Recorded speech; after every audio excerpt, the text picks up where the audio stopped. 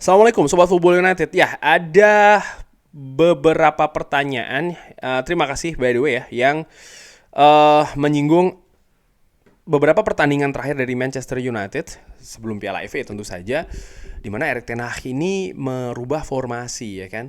Bahkan di pertandingan terakhir ketika menghadapi Brighton, di mana mereka sukses meraih 3 poin juga clean sheet, formasi ini menjadi 4-2-2-2. Nah, di beberapa pertandingan juga memakai false nine ya kan. Akankah gaya permainan seperti ini yang diterapkan oleh Erik ten Hag ketika dia memang masih akan terus berada di Manchester United ya musim depan? Karena melihat musim lalu di beberapa pertandingan terakhir 4-1-4-1 ini diperkenalkan, mulai diterapkan, dan ini yang menjadi pakem musim ini yang sayangnya memang tidak berhasil ya menurut gua, karena ya tentu saja alasan utamanya banyaknya cedera dari para pemainnya. Erik ten Hag di salah satu wawancara dengan Gary Neville menyebutkan kenapa dia ini keras kepala dan juga kaku, karena dia artinya tidak mau merubah sistem 4-1-4-1 ya, dan lebih bermain dengan defensif atau pokoknya merubah sistem, karena dia merasa dan berpikir bahwa dia ingin membuat sebuah pakem atau rutinitas terkait dengan sistem di Manchester United. Dan tentu saja halangannya adalah pemain-pemain kunci yang absen. Dia tidak ingin merubah karena ketika dia merubah maka akan ada adaptasi lagi terhadap pemain yang tersedia. Dan ketika pemain yang pemain kunci ini kembali bermain, maka akan dikembalikan lagi ke sistem yang sebelumnya, di mana akan ada adaptasi lagi. Jadi terlalu banyak adaptasi-adaptasi yang terjadi dalam satu musim, di mana ini juga masih musim kedua dari Erik ten Hag. Nampaknya dia ingin menghindari hal tersebut. Itu yang disebutkan di wawancara ya, sehingga ya pakem 4-1-4-1 ini dimainkan. Tapi di beberapa pertandingan terakhir hal tersebut tidak terjadi nih. Hal tersebut justru berganti ya kan. Ini menarik, apakah dia akan bermain dengan sistem 4-2-2-2 ataukah melanjutkan dengan 4-1-4-1-nya atau bahkan kembali ke 4-2-3-1. Nah, yang menarik adalah tentu saja gue ingin bahas di video ini ya, bagaimana posisi rata-rata para pemain Manchester United di pertandingan terakhir ketika menghadapi Brighton. Ini dia ya, posisi rata-ratanya.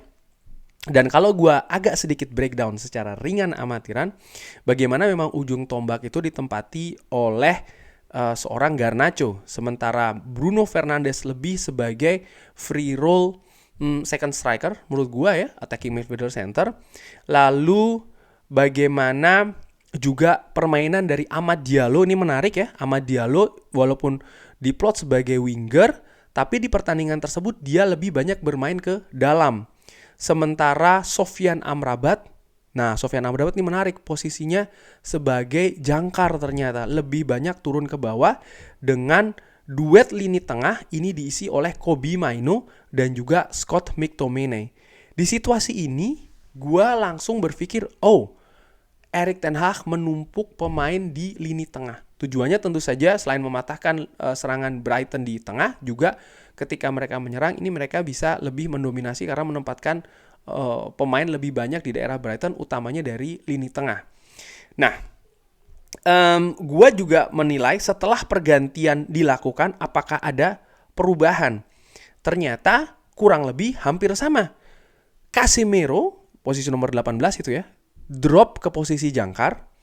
Marcus Rashford didorong ke depan, menggantikan situasi dari Alejandro Garnacho sebelumnya. Sementara Alejandro Garnacho ini lebih bergeser ke kanan dengan kecenderungan cara bermain sama kayak Amad Diallo. Artinya memang menumpuk ke di lini tengah ya. Sementara Rasmus Højlund pun juga tidak sebagai ujung tombak yang paling depan, tapi posisinya agak sedikit ke tengah. Dan kalau dilihat proses terjadinya gol yang dicetak oleh Rasmus Højlund juga, dia kan sebenarnya berawal dari sepertiga akhir pertahanan dari Brighton. Dia tidak menempatkan dirinya di ujung tombak. Artinya memang yang paling depan itu ditempatkan oleh Marcus Rashford, sementara yang lain ini lebih di daerah tengah. Ini menarik juga bagaimana satu gelandang jangkar. Nah, sebelum menghadapi Brighton, Manchester United bermain menghadapi Newcastle di permainan yang menurut gue juga enak untuk ditonton, selain memang juga menang ya di saat itu. Bagaimana sistem yang digunakan oleh Erik ten Hag ini hampir sama juga, di mana seorang Sofyan Amrabat ditempatkan sebagai gelandang tunggal ya, sebagai breaker. Kalau lihat dari posisi rata-rata, ada dua back inverted, yaitu adalah Aaron Wan-Bissaka di kanan dan juga Diogo Dalot di kiri. Sementara dua gelandang tengah ya, ini ditempati oleh Scott McTominay dan juga Kobbie Mainoo, serta ada free roll dari seorang Bruno Fernandes. Nah, Dari invertednya 2 back kanan kiri, lalu lini tengah Kobbie Mainoo betul ya, dengan Scott McTominay dan juga plus seorang Bruno Fernandes, lagi-lagi nih ingin menumpuk pemain di lini tengah, dan lini depan mengandalkan 2 pemain sayap, yaitu adalah Alejandro Garnacho dan Amad Diallo ya, yang bermain kadang ke tengah, kadang juga menyayap gitu ya, kurang lebih. Jadi sekali lagi konsepnya adalah menumpuk pemain di lini tengah. Ini yang gue lihat. Bahkan setelah pergantian dilakukan, ya pemain lebih banyak dimainkan di lini tengah di sana dengan Scott McTominay lalu yang didorong agak ke depan ya, dan Sofyan Amrabat tetap menempati posisi jangkar, dan Rasmus Højlund memang lebih banyak ditempatkan sebagai ujung tombak, tapi lebih dari sisi kiri. Lagi-lagi nih mengandalkan satu sisi, yaitu adalah kiri. Tapi sebelumnya memang ada Amad Diallo dan juga Alejandro Garnacho, jadi ada perubahan di sana.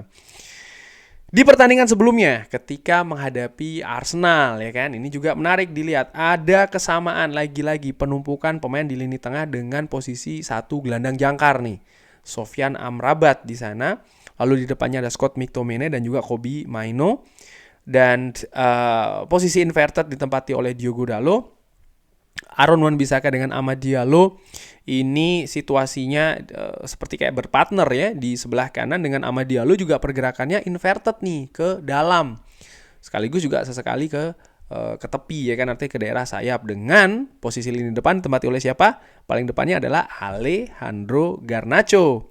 Sementara Rasmus Højlund sendiri posisinya lebih sebagai agak ke tengah ya posisinya, jadi memang bergerak dari lini kedua dari Manchester United. Ini hal yang menurut gue juga menarik. Nah dari situ gue simpulkan, atau sebelum simpulkan dulu ya, gue ingin kembali lagi ketika Manchester United berhadapan dengan Brighton. Ini mungkin yang akan terjadi musim depan ya. Gue memperkirakan situasinya akan kembali lagi ke 4-1-4-1.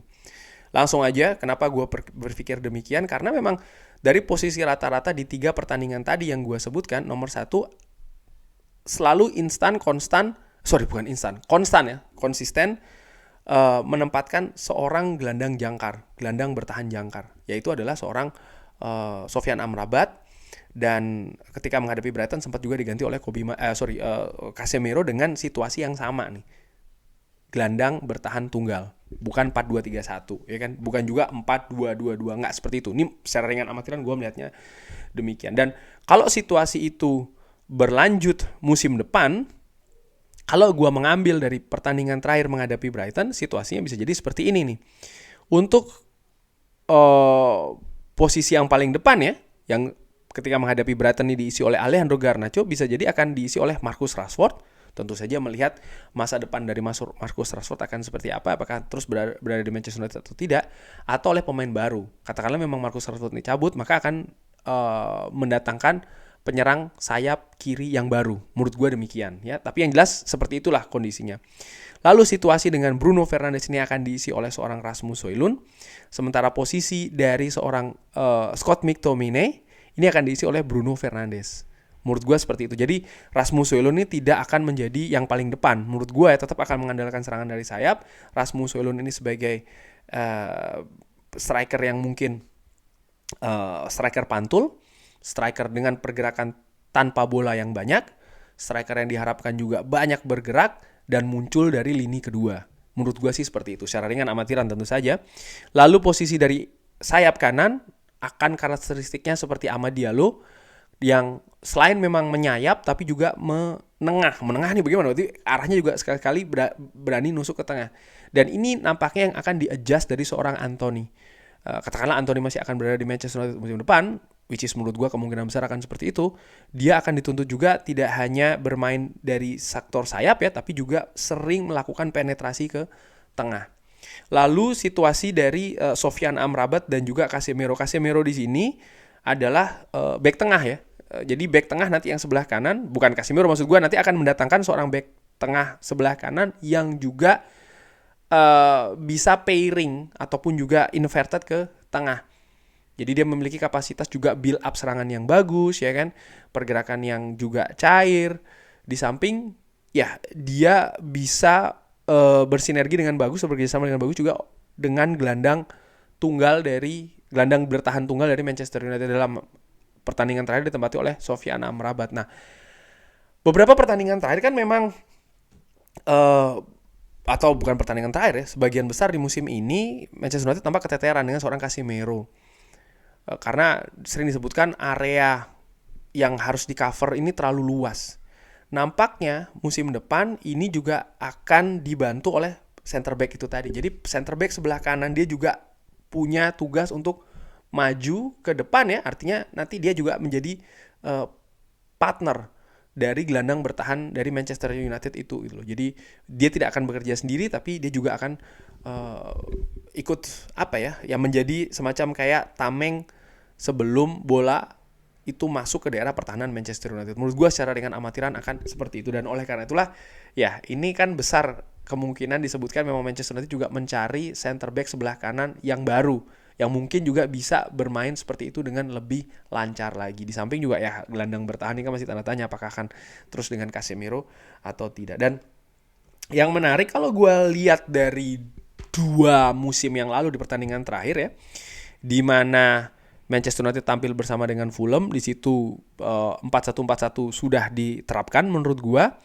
Ada situasi yang hampir sama sebenarnya yang tadi gua jelaskan ketika menghadapi Brighton yang mungkin juga akan diimplementasikan musim depan, di mana ada 2 back sayap yang inverted, yaitu adalah Tyrell Malacia dan juga Diogo Dalot.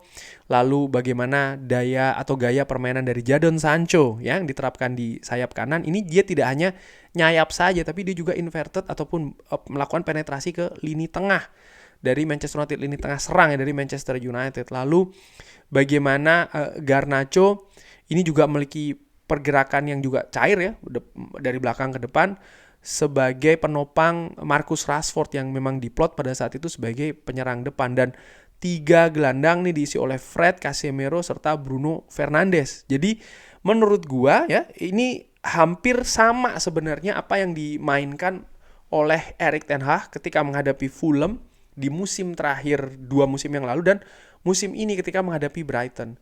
Nampaknya memang Erik ten Hag kalau dibilang dalam tanda kutip keras kepala ya, dalam tanda kutip, itu yang akan dilakukan juga musim depan. Tapi tentu saja dengan harapan pemain-pemain yang lebih capable, pemain-pemain yang memang lebih yang memang diharapkan bisa bermain dengan konsep tersebut. Yang tentu saja musim ini secara realistis menurut gua ya ini tidak bisa tersaji gitu loh, karena memang banyaknya pemain yang cedera, back kiri murni saja tidak ada ya kan. Lalu juga ada wawancara terakhir dari Casemiro, memang situasi fisik dari Casemiro juga kan tidak se-fit katakanlah ya musim lalu. Dan ya situasi dari Marcus Rashford contohnya memang ada penurunan dibanding dengan musim lalu. Ini diharapkan berubah musim depan. Tapi sekali lagi konsepnya, melihat pertanyaan di awal ya dari beberapa sobat Football United, akankah bermain dengan 4-2-2-2 atau bahkan 4-2-3-1? Menurut gua secara ringan amatiran nggak demikian, akan 4-1-4-1. Akankah berhasil? Di situ kan pertanyaannya. Ya menurut gua akan tergantung ketersediaan pemain. Ketika pemain itu memang bisa mengisi atau menjadi elemen-elemen penting ya dengan memahami perannya masing-masing di formasi tersebut, ya bukan tidak mungkin sistem tersebut akan berjalan.